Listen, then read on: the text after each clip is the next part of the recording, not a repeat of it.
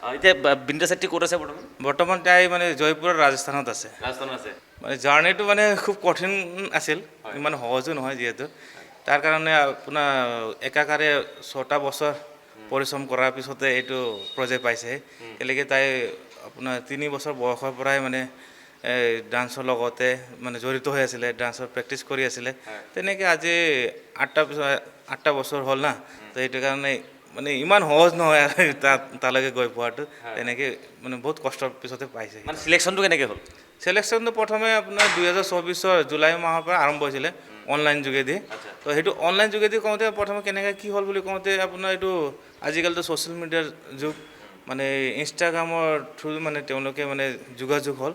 কেলেকি তাই মানে অনবৰতে এইটো ডান্সৰ ভিডিঅ'টো ইনষ্টাগ্ৰামত আপলোড কৰি থাকে। সেই ভিডিঅ'টো মানে কেইবাটাও মানে ভাইৰেল গ'ল। ভাইৰেল যাওঁতে ব্ৰিটেইন গট টেলেণ্টৰ মানে টীমকেইটাই মানে দেখা পালে। দেখা পাই তেওঁলোকে মানে যোগাযোগ কৰিলে। যোগাযোগ কৰোঁতে তেনেকৈ অনলাইন যোগেদি তাইক মানে ইণ্টাৰভিউ ল'লে। ইণ্টাৰভিউ কেইবাবাৰো লৈছে, এবাৰ দুবাৰো নহয়, কেইবাবাৰো লোৱাৰ পিছতে মানে তালৈকে ইনভাইটেশ্যন আহিলে।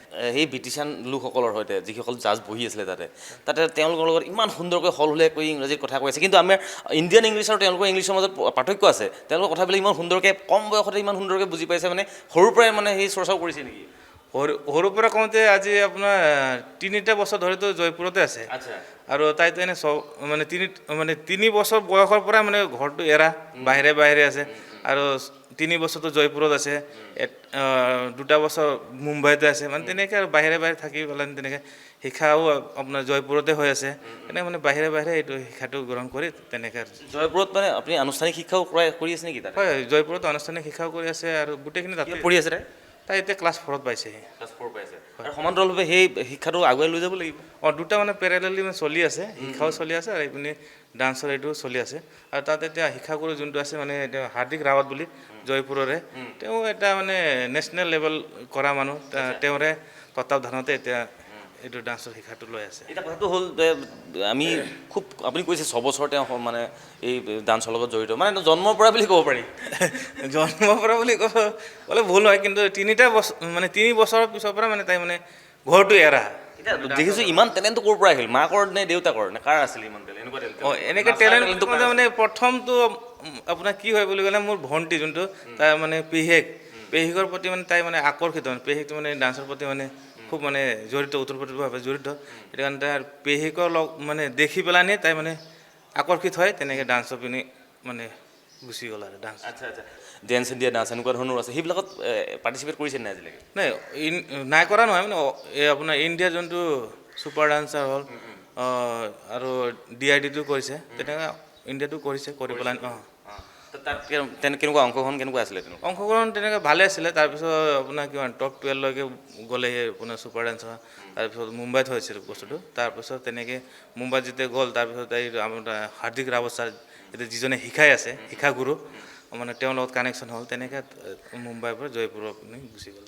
আমি শেহতীয়াকৈ দেখিছোঁ যে মুখ্যমন্ত্ৰী ডাঙৰীয়াই খুব প্ৰশংসা কৰিছে, তেখেতৰ লাইভতো কৈ আছে যে বিনিতা চেত্ৰী ইমান সুন্দৰকৈ আন্তঃৰাষ্ট্ৰীয় পৰ্যায়ত জিলিকি আছে। সেই কথাখিনি মুখ্যমন্ত্ৰীৰ কথাখিনি কেনেকুৱা লাগিছে আপোনাৰ? মোকতো খুবেই ভালেই লাগিল, মানে এজন অসমৰ চিফ মিনিষ্টাৰ এজনে মানে ছোৱালীটোৰ প্ৰতি ইমান ভাল এটা মেছেজ দিছে আৰু নিজৰ পেজতো আপলোড কৰিছে। সেইটো কাৰণে মই খুব ভাল লাগিল। তেখেতক কি ক'ব এতিয়া? তেখেতক কি ক'ম বোলে, মামাই আৰু আগন্তুক দিনতো যিহেতু এতিয়া ছেমি ফাইনেল পাইছে, সেইটো কাৰণে এনেকৈ সহায় সহযোগ আৰু মৰমটো দিয়ে যেন আগতো। আমি এতিয়া যিটো দেখিছোঁ যে যথেষ্ট খৰচ আছে, কিন্তু তাত গৈ ব্ৰিটেইনত গৈ পেলাই যথেষ্ট তাত ইমান সহজ নহয়, কিন্তু সেই খৰচ পাতিখিনি কেনেকুৱা ধৰণে আপোনালোকে কৰিছে? খৰচ পাতি কওঁতে প্ৰথমতো আমি এই অসমৰ ডেপুটি স্পীকাৰক মই ধন্যবাদ দিব বিচাৰোঁ। কেলেকি তেওঁ ফাইনেন্সিয়েলি হেল্প কৰাৰ কাৰণে আৰু মোৰ যোনটো লগৰকেইটা আছে তেওঁলোকৰ সহায় সহযোগিতাৰ কাৰণেহে আজি মানে তালৈকে যাব পাৰিছে। আৰু কেলেকি মানে মোৰ অকলে ইমান সামৰ্থ্য নাছিল মানে ব্ৰিটেইন নিচিনা এটা জেগাত পঠাবৰ কাৰণে।